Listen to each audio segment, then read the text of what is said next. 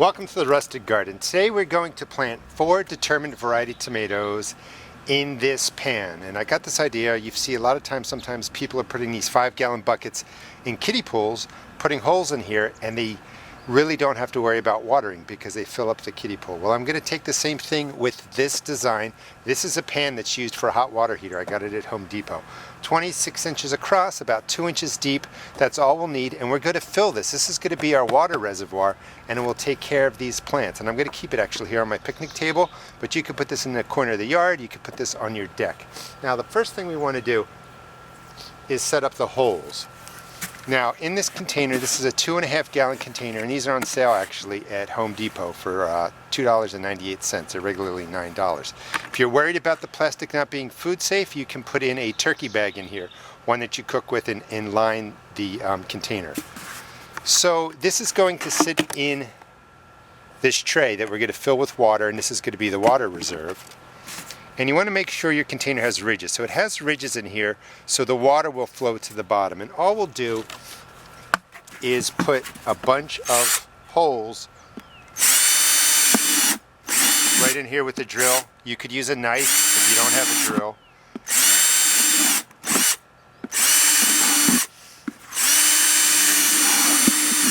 But we're going to put in 5 holes there, a couple in here. Use more than you might need. You don't want anything getting blocked, and you want the water to be able to flow into there. You can put some right on here, but sometimes when plastic sits right on plastic, the water's not going to absorb. You know what? Let's put some in there.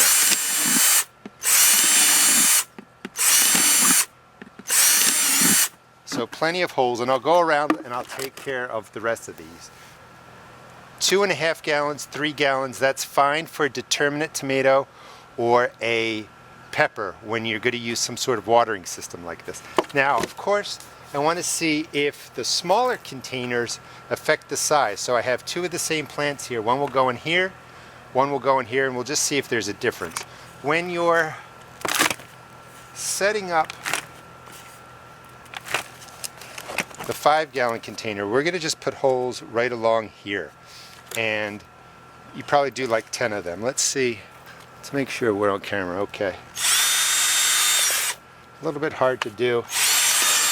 So I'm going to go around, put holes all around here, a couple in the bottom. You just want to make sure you have enough holes for water to get in there. Then we're going to talk about setting up the soil, planting, and just more of this whole system. So all the holes are in the containers, and again, put in extra holes. You want to make sure the water flows into there. Now we need to set up the soil, and the soil really needs to be a potting mix. The standard Miracle-Gro stuff or the bag stuff is okay. It's got a lot of wood chips, but it also has a lot of peat moss, which will really absorb the water and wick up the water. But I do like to make my own. This is some old container soil.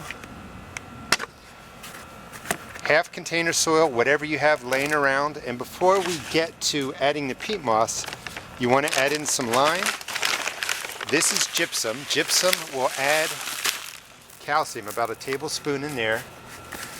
And calcium helps ensure your plants don't get blossom end rot. Now, the gypsum won't change the pH. You could use garden lime, that's perfectly fine. In fact, I'll just toss a little in. You don't need to worry about lime affecting pH unless you're using mass quantities of lime. So 1 to 2 tablespoons of lime mixed in there, or gypsum. And then you want to put in an organic fertilizer. You can use whatever you want. This is actually a 5-5-5. And try and stay close to a 5-5-5 NPK. Most of the organic fertilizers are the same. They have the same stuff in there. If you can stay close to 5-5-5, that means a 4-6-4, you know, a 6-4-3. That's fine. Don't overdo it. 1 tablespoon right mixed in the bottom. Most of the time we're going to be feeding these water-soluble fertilizer, but this is just to get the soil set up. And then the peat moss. This is your standard peat moss. You can buy it in that big bag like I've shown in my videos. And you're going to do half. Half peat moss. The peat moss will hold water. It will also help wick the water up. And then throw another tablespoon right on top. And you're just going to mix it all together. Now, of course, if I put this in a bigger container, it would have been a little bit easier. But just reach down into the middle pull up the container soil. Your old container soil is fine. You can buy a potting mix if you want to.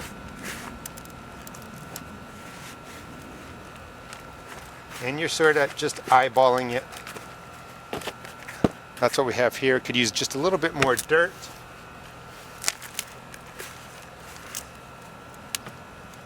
And you want to do about 50-50. 50% peat moss, 50% container mix if you're making it yourself.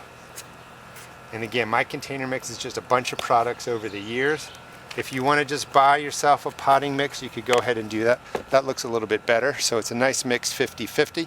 Let me set the rest of these up, then we'll get to planting and talk more about feeding and setting this up. Now I know some of you don't like making your own container mixes. If I had to just pick one, I would go with the potting mix by Good Dirt. It's a wonderful product made from peat moss, but it's not like the milled stuff that I use when I combine with other products. This is really fine. This is what I buy in the big 2 cubic foot bags.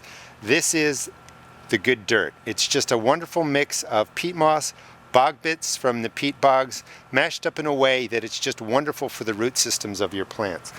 I'm going to use just about a full container of the Good Dirt, see how that does on its own, and I'm going to mix in some from here just to bring the soil level up. But if you don't like making your own mixes, I highly recommend the Good Dirt, and that's going to be in True Value hardware stores soon. Alright, so the products are set up. We put in, down at the bottom, 1 tablespoon of organic fertilizer, 1 tablespoon or 2 of lime, another tablespoon of organic fertilizer up here, mixed it together. In the bigger container, it was 2 tablespoons of organic fertilizer, 2 tablespoons of lime, and 2 of the organic fertilizer up here, and just mixed well. And again, we're going to use water-soluble fertilizer in here. I'll show you how to do that. I'm even going to use a chemical fertilizer just to show you that chemical fertilizers don't poison you, don't poison your plants, and you can use them once, especially in this situation, to get these up and growing, and then switch back over to organic if you'd like, or use both, however you'd like to do it. So we're going to mulch the top of these containers with shredded hardwood. So let's go with the Good Dirt first. I'm going to put in a plant that I've been growing. This is my Determinate variety. And remember, Determinate varieties grow to a set height, produce flowers, produce fruit, and then they die out. You can start these at this size even late June because they mature in about 60 to 70 days. So I started some back in May. So this is really my second round of Determinate tomatoes. And you're going to dig a hole, plant to about here, bury some of the stem. And you notice that I started them in cups. I start a lot of things in cups and trays and just sit them outside when it's warm so that when I need them, I have transplants that are ready to go. That's one plant set up and ready to go. I'm going to put some shredded hardwood on there. All right, in this container, we're going to put plants that I got from Bonnie Plants. They have some of the best hybrids out there, and they're really designed for a purpose. This is a solar fire set up for hot areas, just like mine, Maryland Zone 7 in July. So I'm giving the solar fire and their heat variety hybrids a good test this year.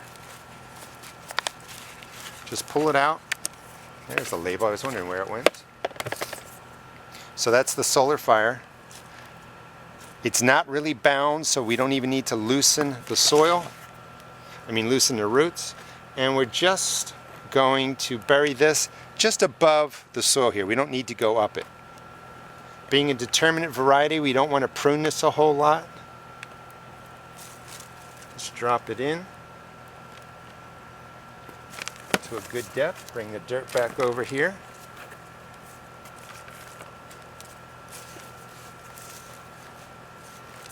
And we're getting our container garden set up. So I'm going to finish these next 2, and then we'll get to the watering and the feeding and just show you how this works.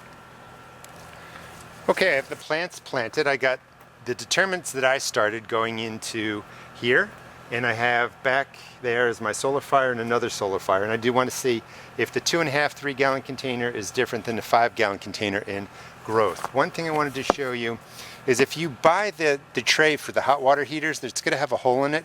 You can just put duct tape on this side, and that will seal it up. But you can find any kind of product like this to hold your containers. And the setup is going to be pretty straightforward. The containers are going to go in just like that. I'll remove those styrofoam cups. That's just for me to label it right now. And this will be a place where I can grow container tomatoes, Determinate variety. They're going to be somewhat compact. They might get 3 feet high, but I'll be able to just put water right in there. So let me get the mulch in, get the fertilizer in, and we'll be done. So here's the finished product. We're using basically a hot water heater tray down there to hold 4 tomato plants. And I also was able to tuck in some basil plants. I start basil in seed trays and other vegetables in seed trays just for this reason. Like, I didn't know I would need them, but they fit perfectly in there, and I'll put some on the other side. Now, we're probably only going to have to water this maybe once a week, and you would just keep an eye on this. When this goes down, you add more water. So it's a lot easier for those of you that want to grow vegetables but maybe don't have a lot of time for watering. Right up on the top, we're going to water this with a 312 organic fertilizer that has different kind of, they call it biosome, but it has different kinds of microbes for your soil that's right in the mix. So we're going to add that. We've already put in organic fertilizer, and we're going to just soak all the plants in. You don't have to be 100% organic unless you choose to. The chemical fertilizers won't hurt you in any way. The biggest problem with them is that people overuse them, and they will damage your soil with massive overuse, but that's not going to happen in your home garden. So I know that I have 3 gallons of water in there because I just measured it. And I'm going to put in about ½ a tablespoon of chemical fertilizer. As that dissolves, I'm just using Expert brand. It's a 1530-15 NP and K. That's too much.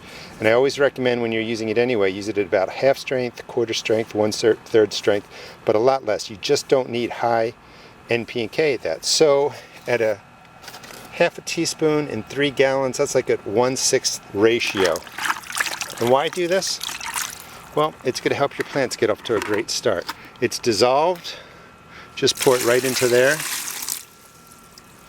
We're not overusing it. These plants will do really, really well. We're not going to have to fertilize these plants for at least 4 weeks, maybe even longer. Plenty of fertilizer ready to go. It's all set up.